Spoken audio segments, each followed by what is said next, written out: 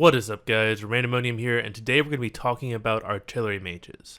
This video is a follow-up to my how to find your ideal playstyle, class, and subclass video, so if you haven't watched that one yet, I highly recommend it. In this video, we will be covering Jace, Velkoz, Xerath, Ziggs, and Varus. Since Varus' changes in 7.5, he is better defined as a marksman rather than an artillery mage, but since I've already done a video on marksman, I am including Varus with the artillery mages to ensure that I cover him in these videos. In my Season 8 videos, Varus will be included with the marksman instead of the artillery mages. Also, I want to give a very special thank you to all of the artillery mage mains who helped me with this video. I left a link to all of their subreddits in the video description below. Artillery mages are the smallest and most specialized subclass in League of Legends. Artillery mages are primarily known for their insane range.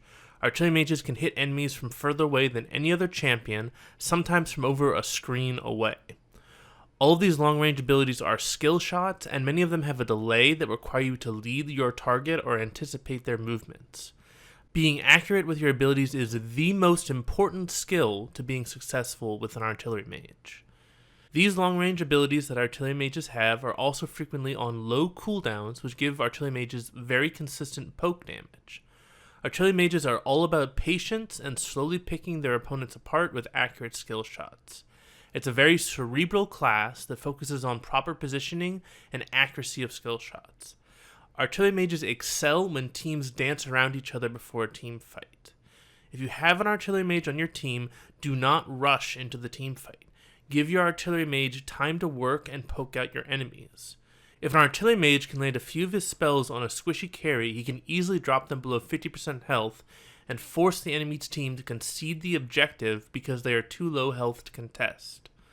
Once within a fight, artillery mages do have strong burst combos when ahead, but their burst is not on the same level of burst mages or assassins. This is why it's essential that you give artillery mages time to work their magic.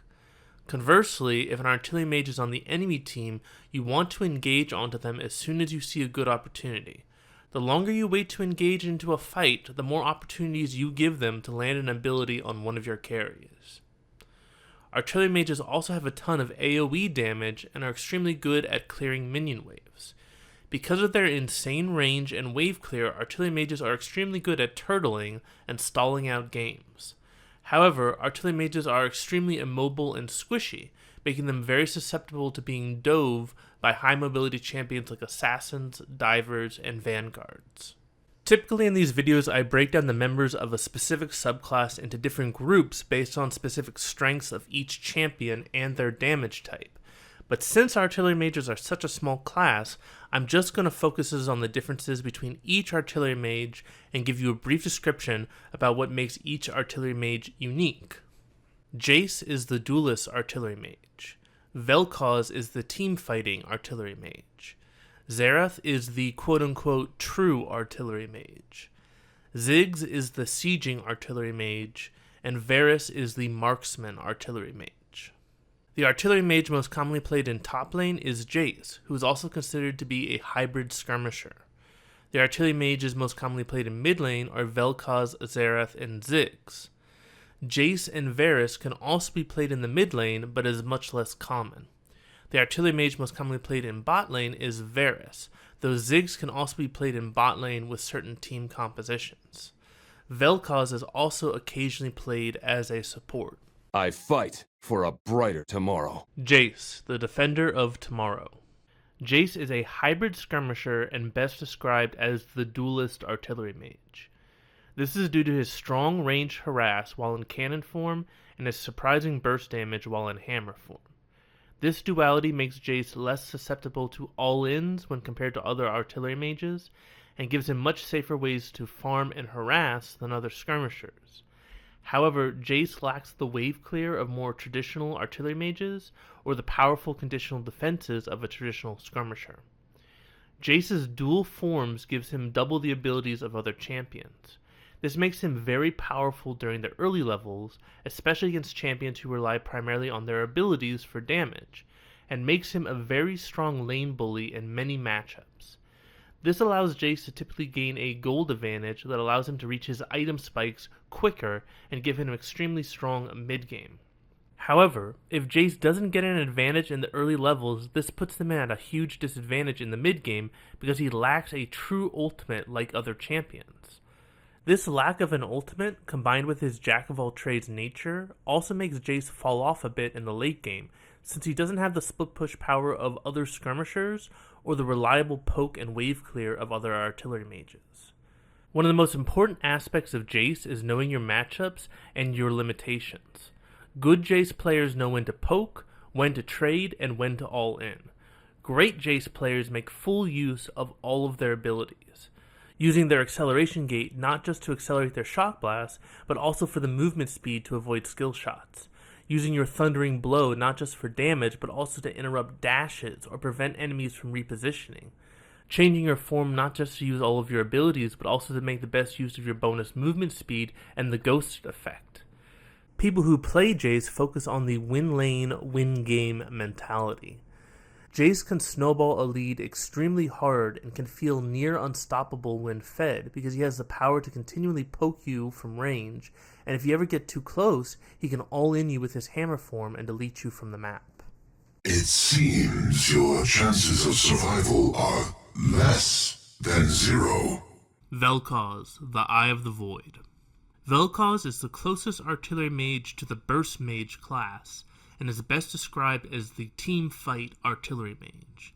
The reason for this is Velkoz has slightly shorter range than other artillery mages, but he can do an extreme amount of damage if he lands his entire combo thanks to his passive. Furthermore, Velkoz's ultimate is immensely powerful in team fights and allows him to burn through tanks and carries alike. In lane, Velkoz has decent wave clear due to the charge system on his W. What really separates good Velkoz players from bad Velkoz players is consistently landing your Q and E. Velkoz's Q is his poke spell and is what makes or breaks him as an artillery mage. While the initial range is not very long, you can angle his Q to gain additional range when it splits, allowing you to hit your lane opponent from around minion waves or even when they're behind a tower. Velkoz, like other artillery mages, is extremely immobile, so landing his E when an opponent closes the distance is often the difference between life and death. What really makes Velkoz the team-fighting artillery mage is his passive and his ultimate. Velkoz's passive allows him to deal bonus true damage to anyone hit with 3 of his spells. Furthermore, Velkoz's ultimate deals true damage to anyone hit with 3 spells or anyone who stands in his ultimate for too long. Velkoz's base damage for his ultimate is up to 80 damage every quarter second, meaning that he can do up to 800 damage to every person on the enemy team with his ultimate, just from the base damage. Combine this with the fact that his ultimate scales off of 125% of his AP, and you can see why Velkoz's ultimate can single-handedly decimate an entire team. Because of Velkoz's true damage, this means that he can prioritize raw damage and cooldown reduction instead of magic penetration, making him an extreme threat to both squishy champions and tanks in the late game. However, Velkoz is extremely immobile and squishy himself, making him very susceptible to CC and burst damage. Combine this with the fact that he is rooted when he's using his ultimate, and you can begin to understand why proper positioning is so vital for Velkoz to conduct his research. You cannot fathom what I am. Xerath, the Mage's Ascendant. Xerath is what people typically think when they think of an artillery mage, which is why he is best described as the quote-unquote true artillery mage. Xerath has the longest range in the game. His Q can be charged up to a maximum of 1400 range, and his rank 3 ultimate has a range of over 6000. Xerath is also the least mobile of all artillery mages. Charging up his Q slows Xerath, and Xerath becomes rooted when he's using his ultimate as well. Xerath also has the hardest CC to land of any artillery mage, a thin skill shot that only stuns a single target. Xerath's most defining characteristic is his ability to poke through opponents, however. Most artillery mages have their poke abilities that detonate or absorbed by the first target hit. allowing tanks to block the poke damage for their carries. However, Xerath's Q and W and ultimate are all AoE damage that cannot be blocked, allowing Xerath to harass squishy champions better than any other artillery mage. Xerath's insane range and AoE abilities also makes him unparalleled in his ability to turtle and stall out the push of opposing teams when his team is behind, while simultaneously allow him to push and siege very well when his team is ahead. His passive also gives him great mana sustain, allowing him to keep up his poke and wave clear for longer than most other champions. However, Xerath gives up a ton of mobility and crowd control reliability in exchange for all of this range and damage. This makes Xerath the most susceptible artillery mage to hard engage from vanguards, divers, and assassins. Anyone got a match? Ziggs, the Hexplosives expert. Ziggs is a very well balanced artillery mage who specializes in sieging towers. Ziggs is arguably the best tower destroyer in the game because his passive also augments his auto attacks, and his W can be used to instantly destroy towers that are low health. Ziggs is also a relatively safe artillery mage.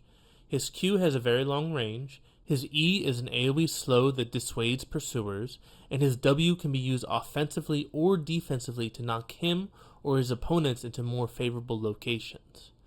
Ziggs also has very good team fighting thanks to his ultimate, which can deal a massive amount of AoE damage. However, Ziggs can't duel as well as Jace, he can't shred through tanks as well as Velkoz, he can't poke carries as well as Xerath, or deal consistent DPS as Varus. He's decent in all of those areas, but the only area where he really shines is taking objectives. This strength changes how you play Ziggs. The whole goal of Ziggs is to push lanes and take down towers. This can make him very susceptible to ganks and roams since he constantly looks to push, and since his W is both his tower-taking tool and his escape mechanism, as well as his primary way of CCing his lane opponent, he has to be extremely careful when he uses it.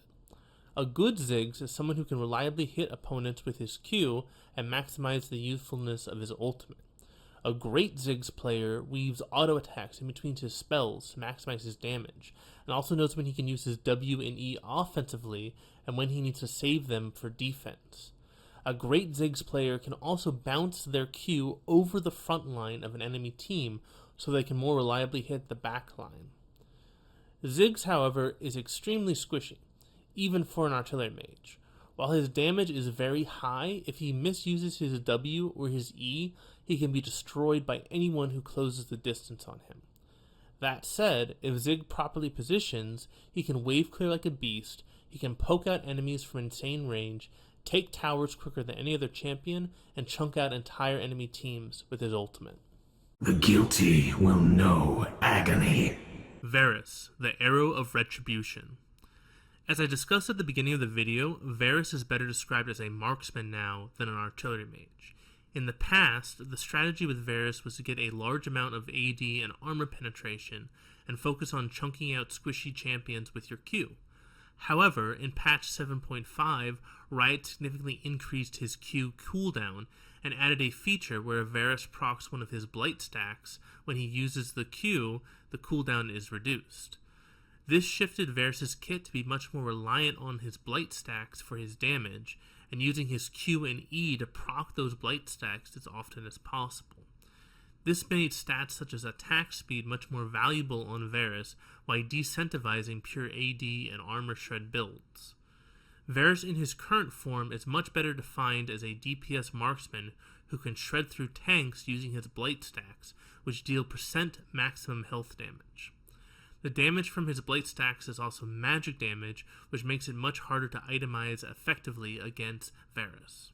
The difference between good and bad Varus players is trading effectively to detonate max blight stacks while simultaneously minimizing the damage you receive. Varus likes to dance in and out of combat, stacking his blight stacks, and then detonating them from a safe range with his Q or E. In lane, this means that Varus is happy to trade a few auto attacks with his lane opponent, and then back off to deal a huge chunk of additional damage by proccing the blight stacks. This allows Varus to win wars of attrition and force opponents to take suboptimal backs. Being a great Varus player is all about proper positioning and proper use and accuracy of your ultimate. Varus has one of the strongest ultimates of any marksman in the game, giving him the ability to root an entire team if they bunch up. On top of this, any champion rooted by his ultimate gets max stacks of Blight, giving him a very nice spike of damage when he combines his ultimate with his other abilities. However, Varus' ultimate is one of the most missed skill shots in the game, and since he has so much of his power in his ultimate, if you can't hit it reliably, then you are essentially a much weaker form of other marksmen. So which of these artillery mages is your favorite? Also, what kind of artillery mages do you think Riot should develop in the future? Once again, if you have any questions on any of these artillery mages, please leave a comment below, and I'll do my best to answer it or point you in the right direction. If you've enjoyed this video and you want to see more, please give this video a thumbs up and let me know which subclass you want me to do next. And of course, if you made it this far in the video and you haven't subscribed yet, please hit that subscribe button so you can stay up to date on all of my videos. I hope you all have a fantastic day. This is Randomonium, signing off.